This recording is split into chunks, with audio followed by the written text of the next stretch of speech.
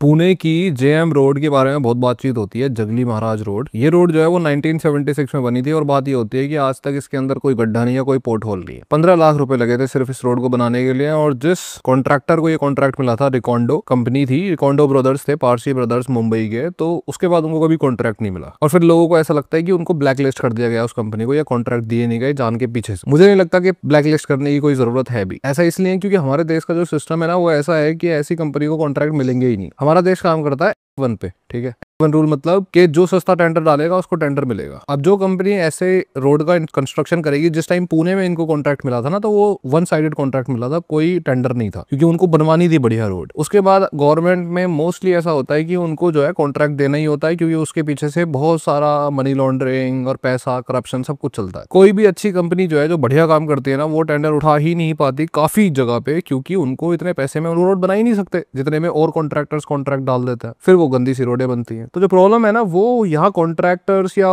Technology की नहीं है। टेक्नोलॉजी सबको पता है क्या डालना है, कौन सा माल डालना है, कितना तगड़ा डालना है, सबको पता है। इतनी कोई रॉकेट साइंस वाली बात अब नहीं रही है। कब की बात है, वो 1976 की रोड बनी हुई है। सीन क्या है कि प्रॉब्लम है डेमोक्रेसी में। हम कहते हैं कि हमारी लार्जेस्ट डेमोक्रेसी है, लेकिन हमारी डेमोक्रेसी है फ्रजाइल वर्किंग, या फिर यू मान लो फंक्शनल प्रॉपर डेमोक्रेसी नहीं है हमारी। जैसे मैं एग्जांपल लेता हूँ यूएस का, ठीक है। चाइना का नहीं ले सकते क्योंकि चाइना तो ऑटोक्रेसी है, वो तो तलवार की नोक पे कुछ भी करवा सकता है। तो यूएस में क्या है कि ब्यूरोक्रेट्स और पॉलिटिशियंस जो है ना, वो सेपरेट है। मतलब कि ये कि हमारे यहाँ जैसे आईएएस आईपीएस ऑफिसर्स या और बाकी जितने भी ऑफिसर्स बचे, उनका ट्रांसफर पॉलिटिशियंस एक रात में कर सकते हैं, जितने मर्जी चाहे, ठीक है। वहां नहीं कर सकते। वहां अगर डिपार्टमेंट ऑफ ट्रांसपोर्टेशन है ना, तो उसके जो एम्प्लॉइज है वो वहीं रहेंगे। उनका ट्रांसफर तभी हो सकता है जब प्रॉपर तरीके से आप उसको लीगल कोर्ट में लेके जाओगे। ऐसे पॉलिटिशियन उठ के उनका ट्रांसफर नहीं कर सकते। हमारे देश में क्या है, ब्यूरोक्रेट और पॉलिटिशियंस दोनों के बीच में एक दूसरे को ब्लेम करने वाली सीन चला रहता है। ब्यूरोक्रेट्स का लगता है कि पॉलिटिशियंस हमें, मतलब अगर वो ईमानदार होने की कोशिश भी करे तो पॉलिटिशियंस उनको ईमानदार होने नहीं देंगे और उनका ट्रांसफर हो जाएगा ऐसी जगह जहां उन्हें काम करने का मौका भी नहीं मिलेगा। पॉलिटिशियंस को लगता है कि ब्यूरोक्रेट्स जो है वो करप्शन करते हैं, इस वजह से जो है वो अच्छा बढ़िया जो पैसा बजट अनाउंस होता है वो पहुंच ही नहीं पाता लोगों तक। यूएस में ऐसा नहीं है। वर्किंग फंक्शनल डेमोक्रेसी में ऐसा नहीं है। दोनों अलग है, सेपरेट है। दोनों को अगर एक दूसरे का काम पसंद नहीं आ रहा ना, तो उन्हें प्रॉपर तरीके से लीगली चैलेंज करना पड़ेगा कोर्ट में, जो एक आम इंसान भी कर सकता है। तो प्रॉब्लम जो है ना, वो डेमोक्रेसी के इस पूरे स्ट्रक्चर में है, एक छोटी मोटी चीज में नहीं है।